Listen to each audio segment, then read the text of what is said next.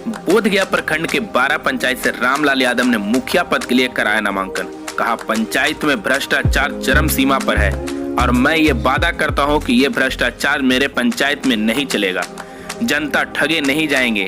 इन्हीं सब मुद्दा को लेकर के मैं विकास करने के लिए मैं अपने पंचायत से मुखिया पद के लिए नामांकन कराया हूँ। वहीं कई समर्थकों ने कहा कि हमारे पंचायत में समाज को एक साथ लेकर चलने वाले, हर दुख सुख में साथ देने वाले प्रत्याशी चाहिए और इस बार जनता मूड बना चुके हैं कि पंचायत विकास के लिए जनप्रतिनिधि का बदलाव करना है।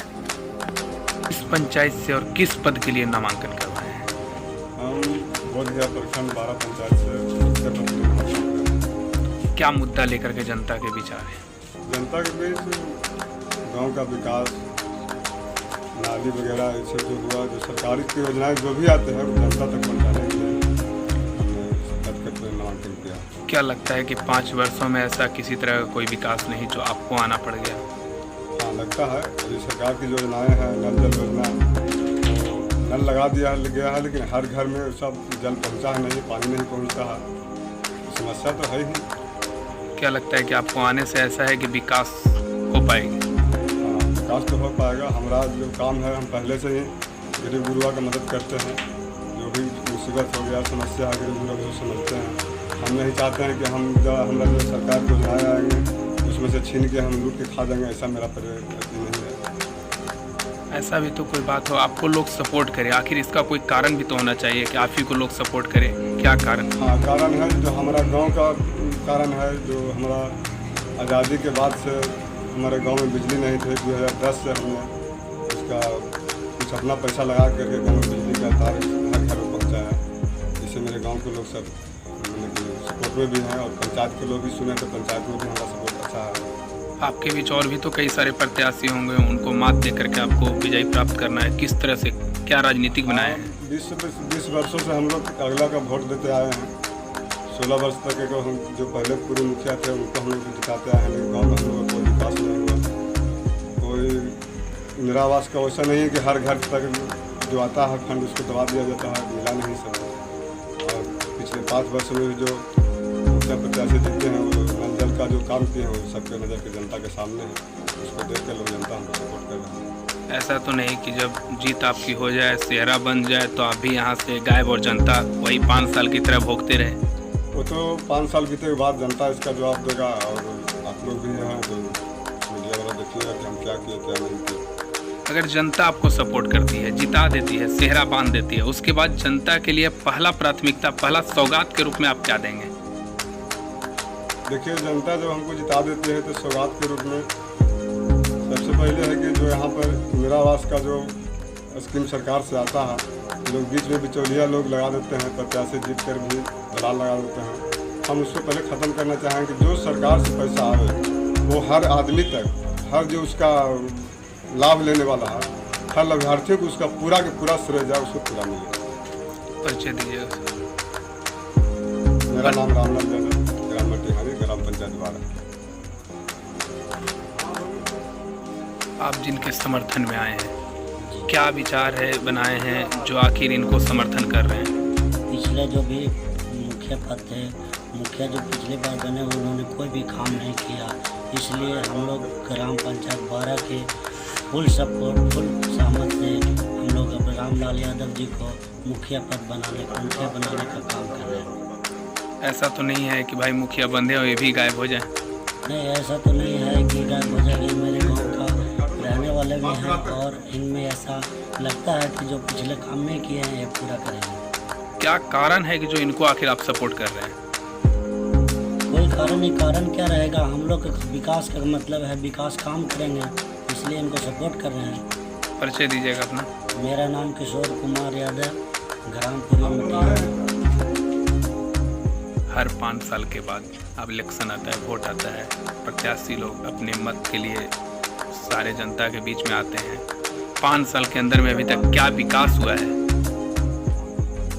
विकास तो ऐसे कुछ हुआ नहीं है फिलहाल, लेकिन थोड़ा बहुत रोड बना है कहीं कहीं पे इंदिरा आवास की वजह से। क्या कारण है इस बार अभी जनता रोड कहीं कहीं सीमेंट वाला रोड बना है, सीमेंट वाला ईटा वाला। तो इस बार फिर से चुनाव है, क्या विचार बनाए हैं?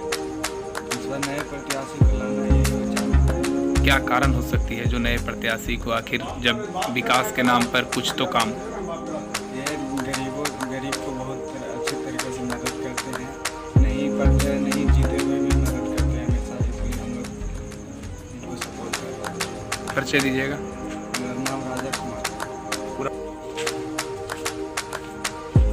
आप कई सारे मतों को देखे होंगे, कई सारे वोट भी दिए होंगे, फिर से इस बार पंचायत चुनाव है, आपके बीच कई सारे प्रत्याशी भी आएंगे। किस तरह के प्रत्याशी का आप चयन करना चाहते हैं?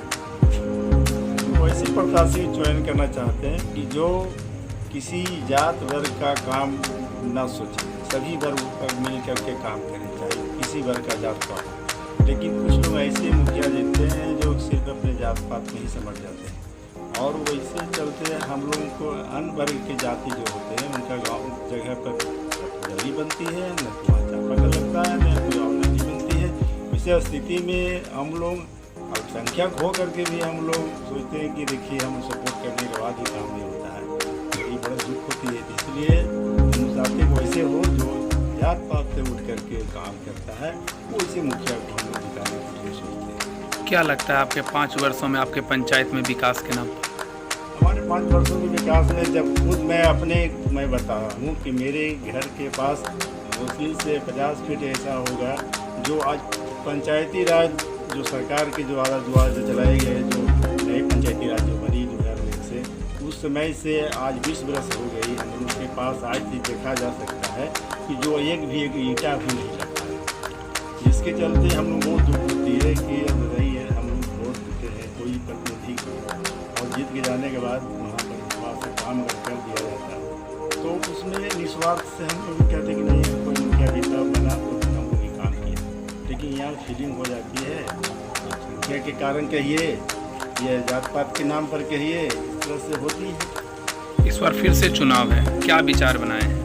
विचार बनाए हुए हैं कि वैसे प्रत्याशी हो जो हम लोगों को भी कम से कम विकास करे, तो हम लोग को जो अधूरा काम बना हुआ है जो नहीं कर पाए मुखिया, तो मुखिया हम लोग कम से कम बना दे, ये ताकि गाँव का ही विकास हो। और व्यक्तिगत तो ऐसा हम लोग को कोई स्वार्थ रहता है नहीं किसी प्रत्याशी से कि हमको कोई व्यक्तिगत हमको कोई लाभ दे दे, अब तो सरकार की योजना है वो अपना है पूरा कर।